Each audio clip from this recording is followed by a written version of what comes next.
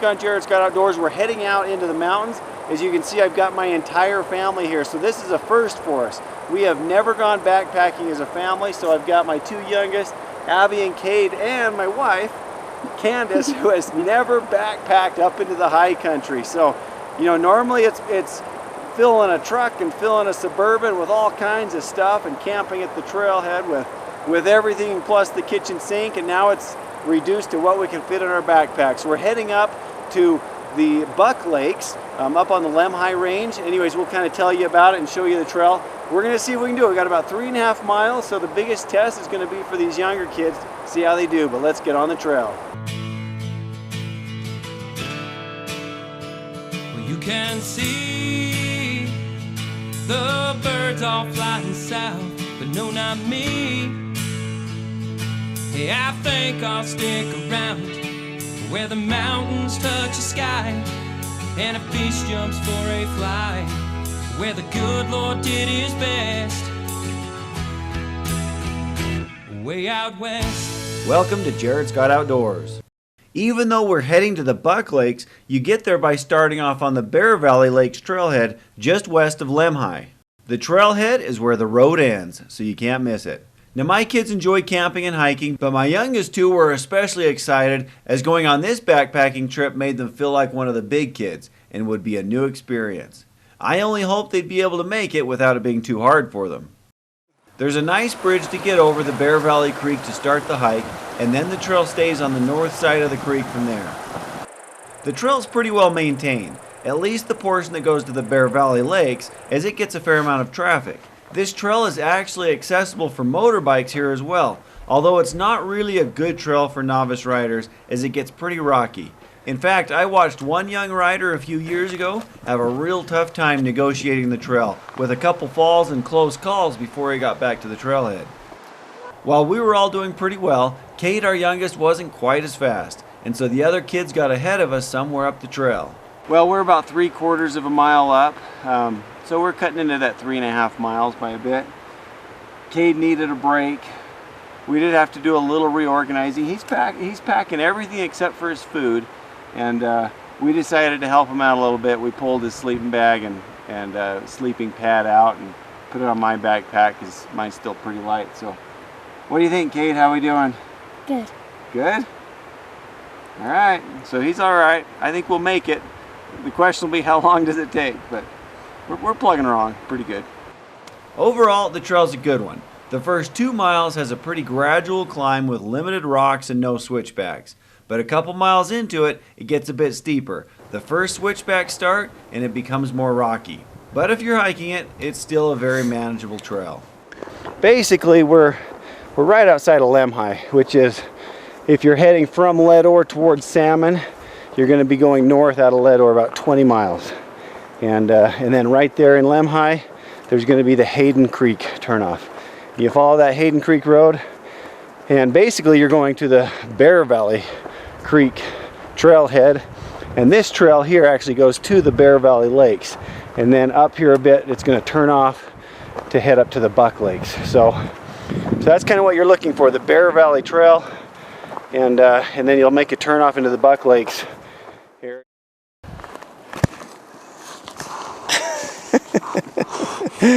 Oh, you're funny. You must not be too tired. Basically, you hit the switchbacks, and it's just up a little bit from there that you'll hit the split in the trail. To the right, the Bear Lakes. To the left, the Buck Lakes. So the kids waited for us here at the split. We'll get there, take a little break, and it puts us at least halfway. So. Sure enough, the rest of the crew was waiting right at the sign for the split on the trails. A good resting spot. Bear Valley Lakes was 3 miles to the right, and Buck Lakes 2 miles to the left. However, I also realized that where I thought this was just a 3.5 mile trip, it was actually going to be 4.5 miles because we had already gone 2.5. With a quick breather done, it was time to get back on the trail. We now had to cross the creek we'd been paralleling this whole time, and this time it wasn't a nice bridge, but rather a few logs laying next to each other, so we had to be careful on our footing so we didn't end up wet. Immediately after that was another small section of water we had to negotiate. Now the trail steepened up a fair amount compared to the last several miles. It was rockier and the elevation gain was much faster. Where the main trail to Bear Valley Lakes had been cleared of all down trees, the split-off trail to the Buck Lakes still had some downfalls to work around. All right, Abby, how we doing? Good. Further up the trail was another creek crossing similar to the last. This would be the creek coming from the Buck Lakes, meaning we were finally getting closer. Sure enough, another half mile up the trail, we could hear the kids yelling that we'd made it to the first of the Buck Lakes, which was also where we planned on camping. Walking towards the lake, we were glad to see a great place to set up tents and camp, complete with a nice fire pit area. Heading down to the lake to see all the fish the kids were saying were jumping, we were surprised to see a bald eagle. Apparently, we weren't the only ones after a few fish. So, how was it, your first trip up? Good, very exhausting, but I'm really glad we got to the lake and I did it. First backpacking trip. For being my second backpacking trip, I knew what to expect, so it was a lot easier than my first one. How was it? It's tough. There's quite a camping area already set up, fire pit, and even wood and everything. There's fish jumping in the lake, all over, a bald eagle that flew by, so it's pretty nice. The only bad thing is we've got a lot of mosquitoes, so good thing we brought some repellent. I think it's about 7:30, maybe close to getting on to 8. We got a late start. We didn't leave till about 4:30. So I stuck around camp for a bit to help get everything set up and dinner going, while the boys headed off to test their hand at fishing. Since I was busy at camp, Abby grabbed the camera for me and went to record how the fishing went. You can see how many fish were surfacing all across the lake, and that's a good sign if you're hoping to catch fish. Yes! First fish! Riley with the spinner showed us he could take advantage of it by hooking into one in just a couple casts. Alright, well, this is the first fish of Side Mountain Lake. It's a small one, but we'll keep trying. Just a short while later, he had another. This is my second fish. It's still pretty small, but bigger than the first one, so I'll keep trying. Luke was also getting a bit of action himself, but so far his kept getting off before getting them to shore. By now I was done at camping and taking Cade down to the water to help him out. Giving the other boys some room, we went further around the lake where it looked a little deeper. Meanwhile, Nathan brought out his fly rod and couldn't hardly keep them off. I'm having some good luck with the fly. This is the second one I've been able to land, and I've probably missed another 1,000, it seems like. But they're all around this size, just super small, but it's still fun to come up here in these high mountain lakes and catch them. While Nate was bringing in fish after fish, Kate and I caught a few as well. We didn't know it, but it turned out that ours were at least twice as big as the ones these guys were bringing in. Got another one. Just another kind of smaller one for these mountain lakes. But so far it's the biggest one that I've caught today. But they're still fun to catch. When it became too dark to fish, we all made our way back to camp to relax around the fire, have dinner, and tell stories. One by one, we all made our way to bed, and then once again, it was time for some fishing the next morning. Cade and I headed back to where we had done so well the evening before, and where the fish were a little bigger, but his first fish turned out to be his smallest one caught so far. That's your littlest one ever. I got one, it was just right there. Let's see this giant fish, bud. Got one. One thing was for sure, it was a beautiful day in a beautiful setting. Luke and Riley also came over to where we were, so while Cade kept fishing, I went over to them to see if they could catch any on camera. Riley had no problem and hooked right up.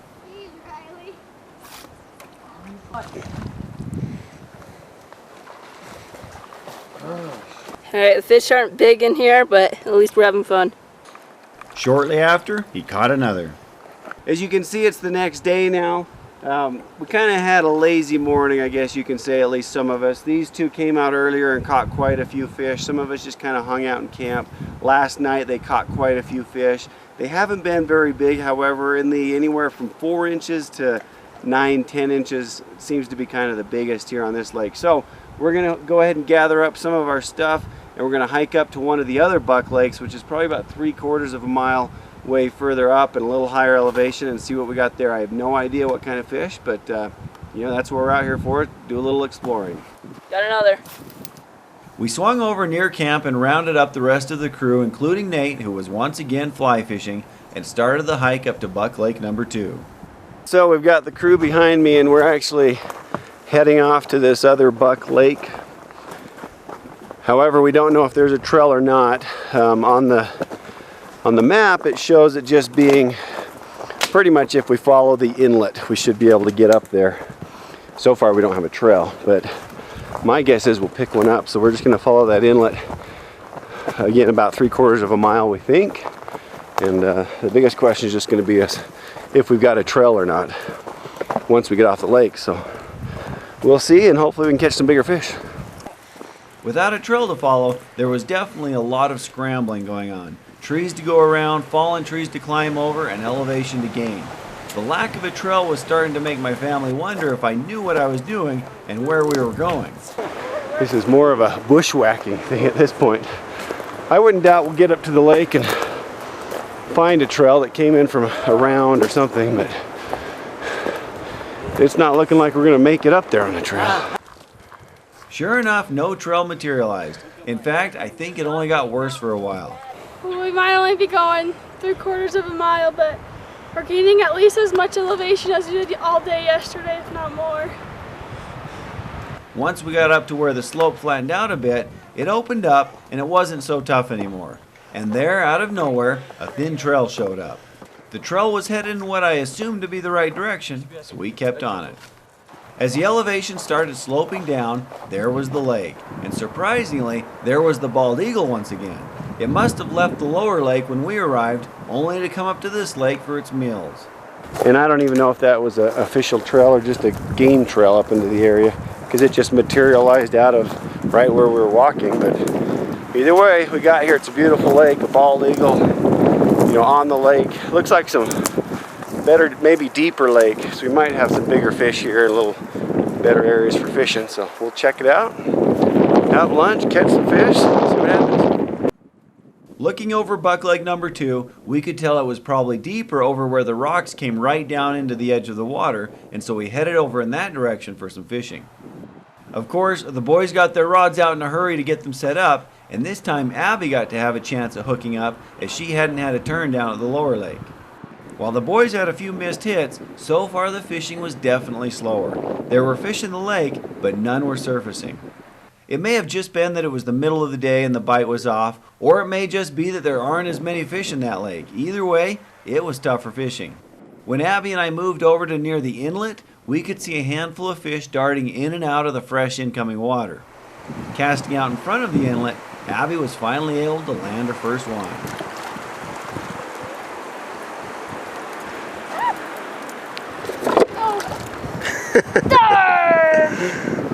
Well, I missed 2, got my first one. I was pulling it up and fell right off the bank. So let's try again.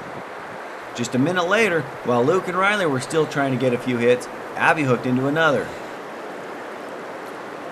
Got one. Now don't lift in the air, just keep it down in the water and slide it over to the shore. Now up onto the rocks. There you go. Now you got it.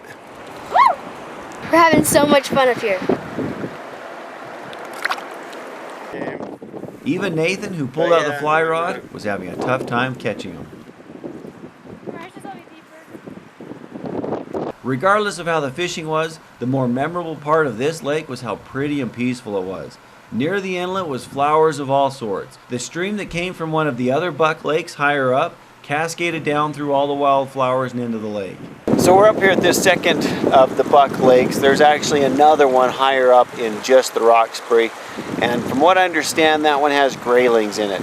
I'm guessing we're not going to make it up there today with the family, just because it's another pretty good climb, and graylings are tough to catch anyway, so with these kids, just probably isn't worth it. But you know, the fishing might not be just phenomenal here at these lakes. They're catching them, they're not really big, but I'll tell you what, it's just gorgeous here. All the wildflowers, you know, a couple of the boys are out fishing / kind of playing in the water. We've got Kate here that's trying to do a little fishing, and and Candace and Aubrey just hanging out on the rocks, enjoying some sunshine. But you know, it's just a beautiful setting up here. So it might have been kind of tough yesterday getting here, but I'll tell you what, right now, we're sure enjoying it. If you liked what you saw, please subscribe to the Jared Scott Outdoors YouTube channel.